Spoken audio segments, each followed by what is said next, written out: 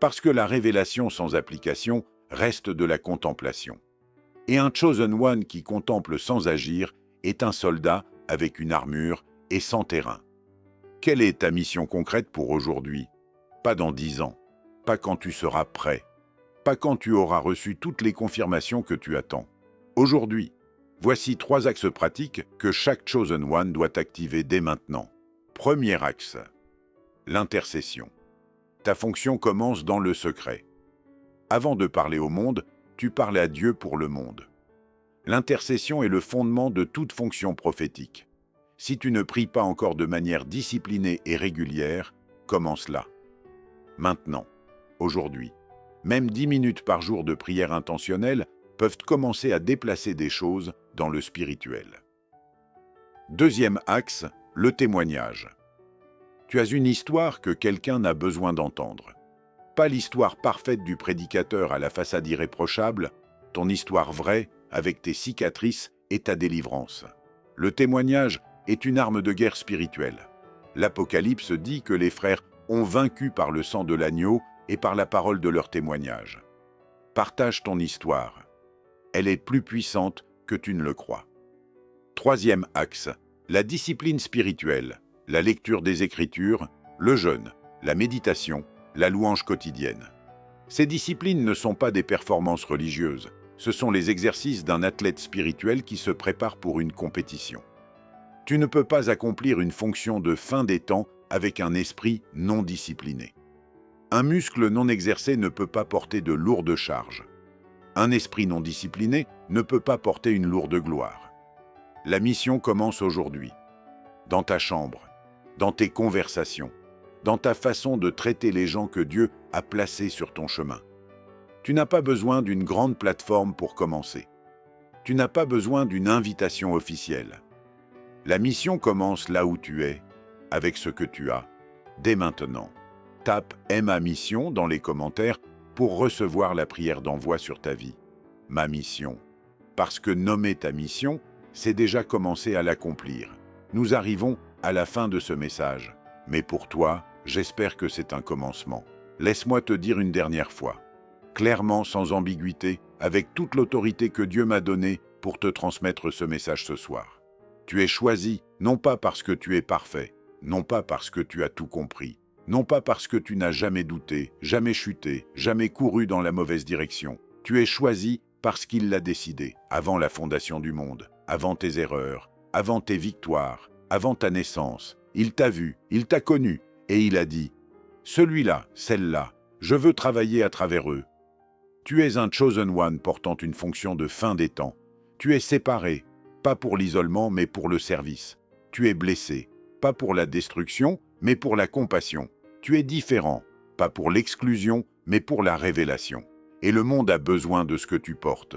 Ton quartier a besoin de ce que tu portes. Ta famille a besoin de ce que tu portes. Cette génération a besoin de ce que tu portes. Ne laisse plus le sceau du doute garder fermé ce que Dieu veut t'ouvrir.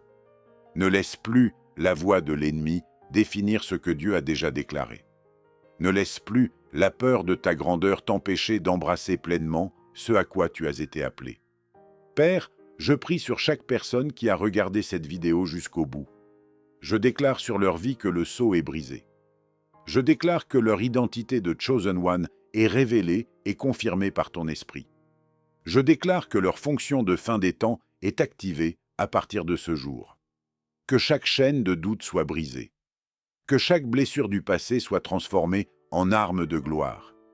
Que chaque don enfoui soit déterré et affiné pour ta gloire. Père, tu les as choisis. Maintenant, aide-les à se choisir eux-mêmes. Pour toi. Au nom de Jésus. Amen. Écris « Chosen » dans les commentaires pour recevoir cette bénédiction finale. Écris « Chosen ». Parce qu'en le déclarant, tu acceptes ce que Dieu a dit sur ta vie depuis l'éternité. Si ce message t'a touché, si quelque chose dans ces mots a allumé une flamme en toi, partage cette vidéo avec quelqu'un qui a besoin de l'entendre, avec quelqu'un qui se sent seul dans sa foi, avec quelqu'un qui doute de sa valeur aux yeux de Dieu. Ton partage peut changer une vie aujourd'hui. Laisse un commentaire. Dis-moi ce que tu as reçu dans cette vidéo. Je lis tous vos messages. parce que cet espace a été construit pour vous. Pas pour les statistiques, pas pour les algorithmes, pour vous. Abonne-toi si ce n'est pas encore fait. Et active la cloche pour ne manquer aucun message. Chaque semaine, un nouveau message pour les Chosen Ones qui s'éveillent à leur fonction. À très bientôt. Il y a un appel que Dieu lance à chaque Chosen One à un moment précis de son parcours. Ce n'est pas un appel à faire plus. Ce n'est pas un appel à travailler plus dur. C'est pas un appel à travailler plus dur. C'est un appel à monter. Monte ici, c'est ce que Dieu dit à Jean dans l'Apocalypse, chapitre 4. Et cette invitation n'est pas géographique. Elle est spirituelle. Elle est un appel à quitter le niveau de perception ordinaire pour entrer dans une vision céleste. Ce que Dieu réclame de toi aujourd'hui, ce n'est pas ta performance, c'est ta présence.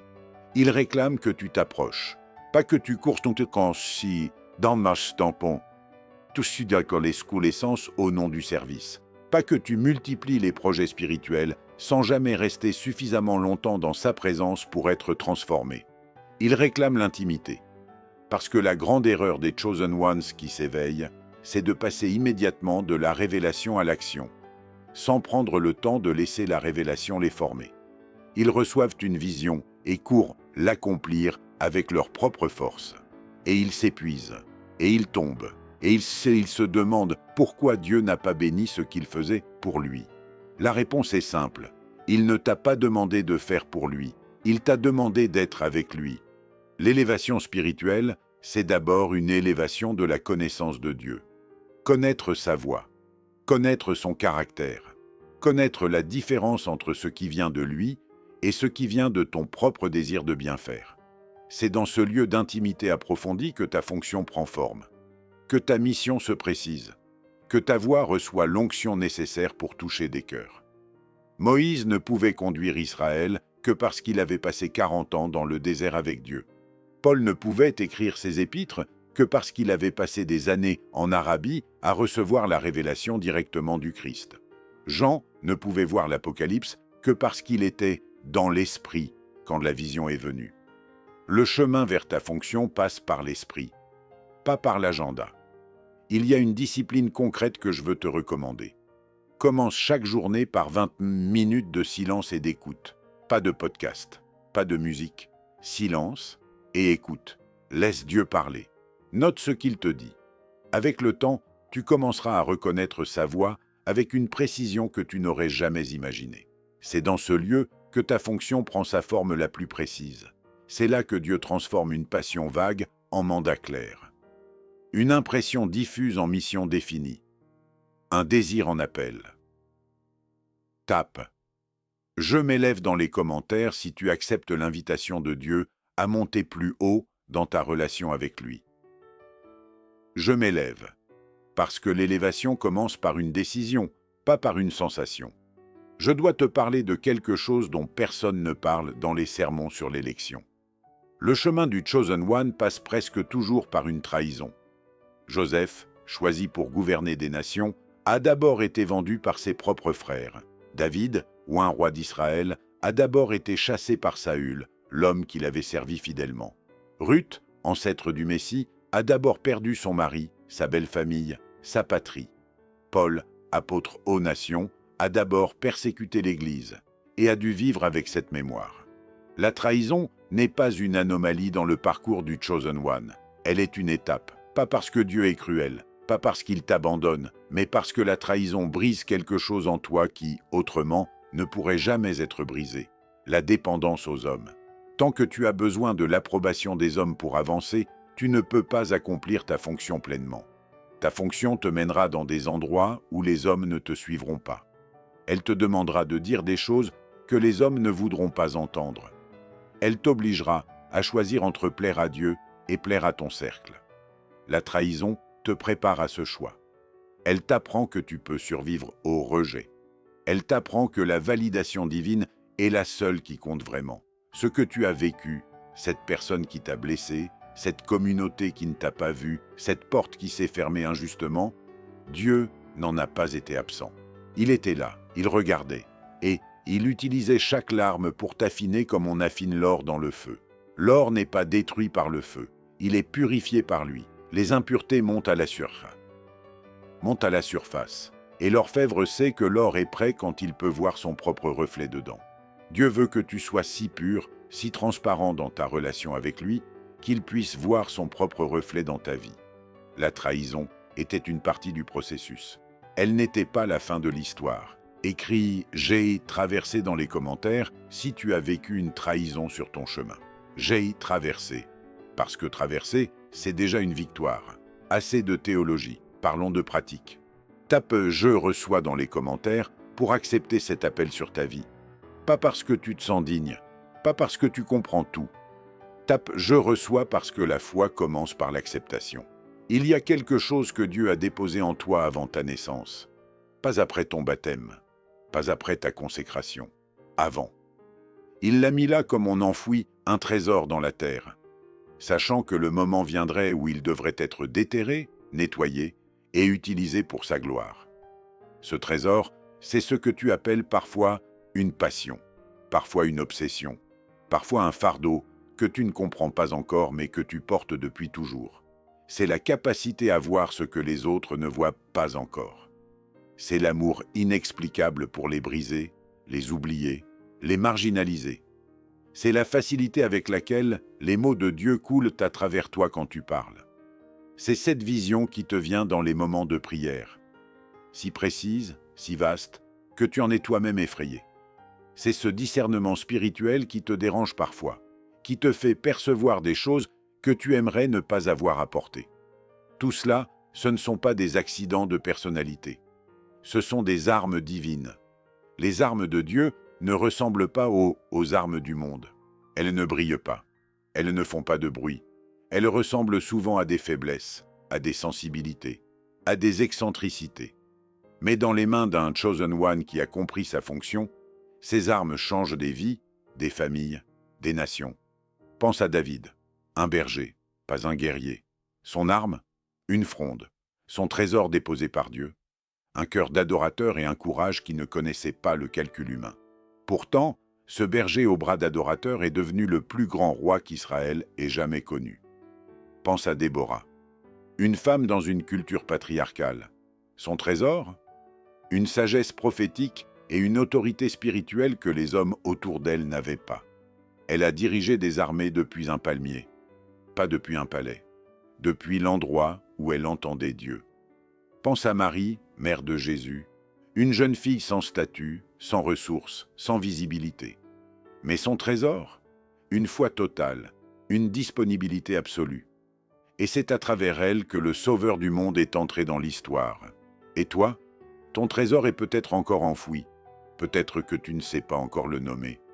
Mais il est là, il t'attend. Et Dieu attend que tu le découvres. Écris mon don dans les commentaires pour activer une prière sur tes dons. En écrivant ces mots, tu fais une déclaration que tu es prêt à être révélé. Maintenant, je dois te parler de quelque chose que personne ne veut entendre mais que tout le monde a besoin d'affronter. Si tu es un Chosen One portant une fonction de fin des temps, sois certain d'une chose. Il y a un sceau sur ta vie que l'ennemi a voulu maintenir fermé. Un sceau de doute, un sceau d'indignité, un sceau de honte, un sceau de silence. Ce sceau ne ressemble pas à une attaque frontale. Il ressemble à une voix intérieure, subtile, persistante, logique. Cette voix qui dit « Qui suis-je pour prétendre être choisi ?» Cette voix qui te rappelle chaque erreur que tu as faite, chaque fois que tu as chuté, chaque promesse que tu n'as pas tenue envers Dieu. Cette voix n'est pas la vérité, c'est un sceau. Et les sceaux dans les Écritures ne sont pas permanents. Ils sont conçus pour être brisés au moment de la révélation. Dans l'Apocalypse, Jean voit des sceaux qui gardent le livre fermé, jusqu'à ce que l'agneau vienne les briser un par un. Chaque sceau brisé, c'est une nouvelle dimension de la réalité divine qui se dévoile. Ta vie est ce livre. Et il y a des sceaux sur certains chapitres de ta destinée. Le premier sceau, la comparaison. Tu regardes d'autres serviteurs de Dieu et tu te convaincs que tu es moins qu'eux, que ta voix compte moins, que ton appel est moins important. La comparaison est un poison spirituel qui immobilise les Chosen Ones avant même qu'ils ne commencent. Le deuxième sceau, la honte du passé. Ce que tu as fait, ce qu'on t'a fait, les saisons d'errance spirituelle, La honte maintient les élus dans un état de paralysie, alors que Dieu a déjà déclaré « Je ne me souviens plus de tes péchés ». Le troisième sceau, la peur de la grandeur. Oui, la peur de ce que tu pourrais devenir si tu disais vraiment oui à Dieu. Moïse a eu cette peur, Gédéon a eu cette peur, Jérémie a eu cette peur, et Dieu les a tous appelés malgré elle. Écris 777 dans les commentaires pour briser le sceau sur ta vie. 777, le nombre de la complétude divine. Parce que ce que Dieu a commencé en toi, il est capable de le compléter.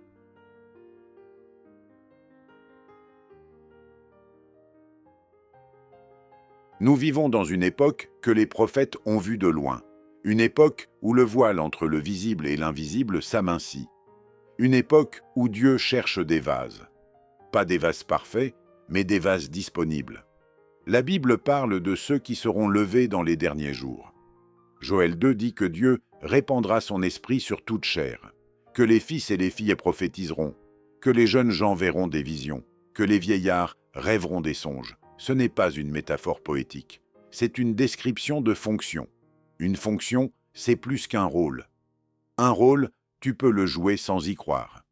Une fonction, elle s'accomplit même quand tu dors, parce qu'elle est inscrite dans ce que tu es. Ta fonction de fin des temps, c'est la raison spécifique pour laquelle tu es né maintenant. Pas il y a 100 ans, pas dans 50 ans, maintenant. Dans cette génération, à ce carrefour de l'histoire humaine, chaque génération a ses chosen ones, des hommes et des femmes que Dieu a équipés pour répondre aux défis spirituels de leur temps. Moïse était un chosen one pour la libération d'Israël. Esther était une chosen one pour la préservation de son peuple face à l'extermination. Néhémie était un chosen one pour la reconstruction des murailles. Et toi, tu es un chosen one pour cette heure. Peut-être que tu ne sais pas encore ce que ta fonction implique concrètement. Peut-être que tu l'entrevois dans tes prières, dans tes songes, dans les impressions qui te viennent quand tu es seul avec Dieu. Mais une chose est certaine, tu n'es pas ici par accident. Regarde autour de toi. Le monde tremble, les structures s'effondrent. Des milliers de personnes cherchent une encre, un sens, une parole vraie dans un océan de bruit. Et Dieu a des réponses, mais il les fait passer à travers des vases humains, à travers des chosen ones qui ont accepté leur fonction. L'Église des Actes avait des gens ordinaires qui ont retourné le monde à l'envers, pas des célébrités, pas des puissants, des gens disponibles, remplis de l'esprit, conscients de leur fonction. Et en quelques décennies, ils ont transformé l'Empire romain. Nous avons besoin de la même chose aujourd'hui. Et tu pourrais faire partie de cette réponse. La question n'est pas de savoir si tu as une fonction. La question est de savoir si tu es prêt à l'embrasser. Écris fin des temps dans les commentaires si tu crois que tu es né pour cette heure. Écris-le comme une déclaration, pas comme une question. Parce que la foi commence quand tu cesses de demander si, et quand tu commences à agir comme. Il y a quelque chose de profond dans le titre de ce message que je veux t'expliquer maintenant. Chosen beyond numbers. Choisi au-delà des nombres. Ce que cela signifie, c'est ceci. Ton choix divin n'est pas statistique. Il n'est pas le résultat d'une sélection de masse. Il n'est pas parce que tu fais partie d'une ethnie particulière, d'une église particulière, d'une génération particulière. Il est personnel, il est précis, il est intime. Dieu ne choisit pas en gros, il ne choisit pas des catégories, il choisit des personnes. Avant que tu sois né, il te connaissait par ton nom. Avant que ta mère ait porté son premier enfant, il avait déjà vu chacune de tes larmes, chacune de tes victoires, chacun de tes jours.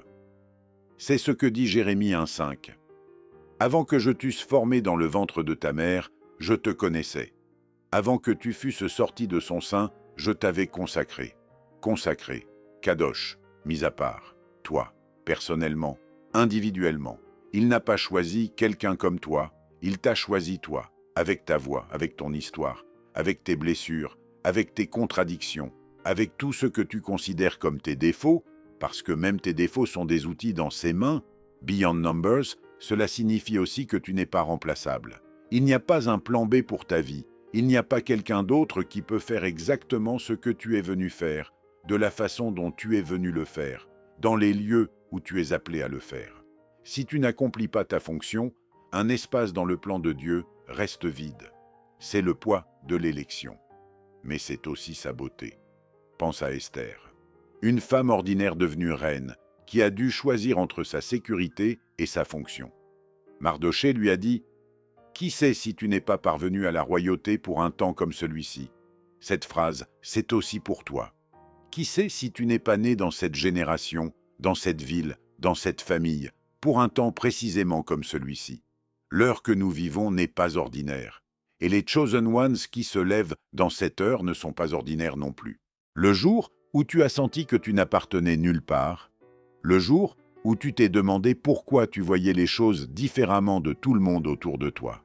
Le jour où, au milieu des rires et des conversations ordinaires, quelque chose en toi criait en silence que tu étais fait pour autre chose. Ce jour-là, ce n'était pas une erreur, ce n'était pas une crise, c'était une convocation. Tu es ici parce que Dieu t'a conduit jusqu'ici. Pas par hasard, pas par algorithme, par lui, parce qu'il y a quelque chose en toi qu'il a déposé avant même que tu entres dans le ventre de ta mère. Quelque chose que le monde n'a pas encore vu, quelque chose que le ciel attend de voir se lever. Ce message s'adresse à ceux que les hommes n'ont pas su reconnaître, mais que Dieu a choisi de toute éternité. À ceux qui portent une flamme qu'ils ne savent pas encore comment tenir. À ceux qui prient dans le silence, qui pleurent dans l'obscurité, qui cherchent encore leur place dans un monde qui ne les comprend pas. À ceux qui ont entendu parler de la grandeur de Dieu, mais qui n'arrivent pas encore à croire qu'elle s'adresse à eux. Tu es vu, tu es connu, tu es choisi. Et non, tu n'as pas cliqué sur cette vidéo par accident. Si tu sens que ce message parle à quelque chose au fond de toi, écris 777 dans les commentaires dès maintenant.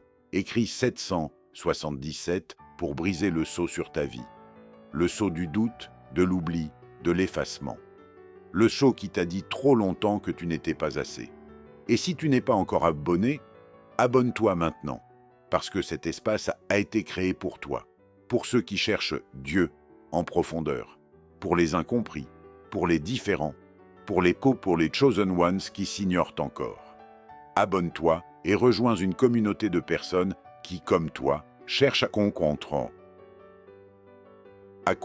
leur fonction divine dans cette génération. Aujourd'hui, nous allons parler de quelque chose que peu de prédicateurs osent aborder clairement, ta fonction de fin des temps, pas ta religion, pas tes habitudes spirituelles, ta fonction. Ce pourquoi tu as été envoyé ici, dans cette génération, à ce moment précis de l'histoire. Nous allons démanteler les sceaux qui t'ont gardé silencieux. Nous allons identifier le trésor que Dieu a enfoui en toi. Nous allons nommer la mission qui t'attend. Reste jusqu'à la fin, parce que ce que tu vas entendre va réorienter ta vie. Je veux commencer par te dire quelque chose que tu as peut-être besoin d'entendre depuis longtemps. Tu n'es pas bizarre, tu n'es pas trop sensible, tu n'es pas trop intense, tu n'es pas cassé, tu es séparé. Il y a une différence immense entre ces deux réalités. Et beaucoup de Chosen Ones passent des années, parfois des décennies, à souffrir de leur différence parce que personne ne leur a expliqué ce que cette différence signifiait vraiment. Séparé, en hébreu, c'est le mot kadosh, que l'on traduit souvent par saint. Mais kadosh, avant d'être une qualité morale, est une position. C'est l'état de ce qui est mis à part pour un usage divin, mis à part du commun, mis à part de l'ordinaire, mis à part pour quelque chose de sacré. Si tu t'es toujours senti différent des autres, c'est peut-être parce que tu es, pas supérieur, pas inférieur, différemment assigné.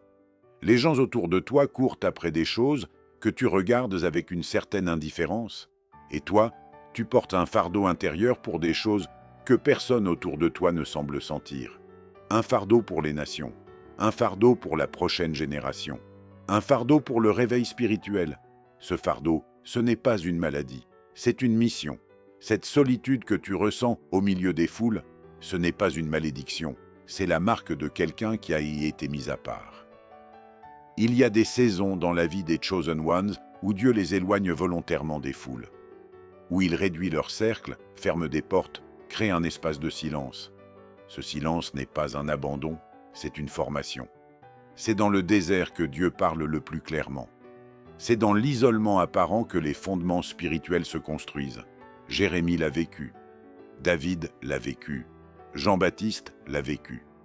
Et toi aussi, tu le vis, non pas parce que tu es rejeté par Dieu, mais parce que tu es réservé pour Dieu. La différence que tu portes n'est pas un défaut à corriger. C'est une signature divine à assumer. Tape « Je suis vu » dans les commentaires si tu as déjà ressenti cette solitude spirituelle. Tape « Je suis vu » parce qu'en ce moment même, le ciel te regarde. Tu n'es pas invisible. Tu n'as jamais été invisible. Vous êtes vu, vous êtes connu, vous êtes choisi.